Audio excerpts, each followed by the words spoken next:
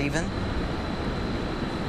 Clarice, earlier today, protesters basically found a loophole and did a peaceful protest outside the courthouse because it was outside the curfew boundary. But then they started marching. They went up Woodall Rogers and basically got arrested right on the Margaret Hunt Hill Bridge. Right now, live, you can still see some people are being detained, waiting to be taken by police to jail after being arrested from coming back down the bridge. I want you to take a look at video that we had from high above from Sky 4 earlier as the arrests were happening. Basically, protesters left the courthouse, started marching down Riverfront, and then made that left turn on to Woodall Rogers. Multiple law enforcement agencies basically making a choke point on the bridge, cutting them off on both sides while they were trying to head in the direction of Trinity Grove. And then basically that's when the arrests were starting to happen. The protesters were laying on the ground. Some were arrested after coming back down the bridge, but DPS, DPD, and now the National Guard assisting in those arrests happening on the bridge. Earlier, when the protest was peaceful and before the march,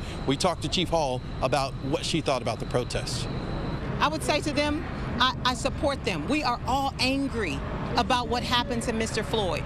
I have been the first person to stand up and condemn alongside of every police chief across this country.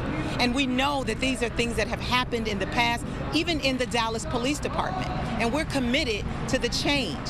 Are people going to be arrested leaving the protest? Absolutely not. We recognize that they've been here peacefully protesting and they have to get back to their cars. I guess I'm confused why the media or anyone else is making this adversarial. The Dallas Police Department has supported peaceful protests for years, and we will continue. Back here live, our own Allison Harris reporting that the leader of the protest, Dominique Alexander, has been arrested and taken into custody along with the hundreds of others who were on that bridge. Right now, the shot that you are looking at from our photographer Steven's camera is officers basically waiting with those detained. Some are also walking down the bridge at last check. The National Guard is now on the bridge, troopers are on the bridge, DPD is on the bridge, and the sheriff's office is on the bridge making those arrests.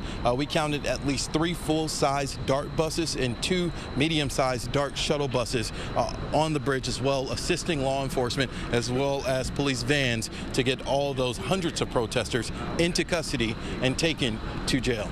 Clarice.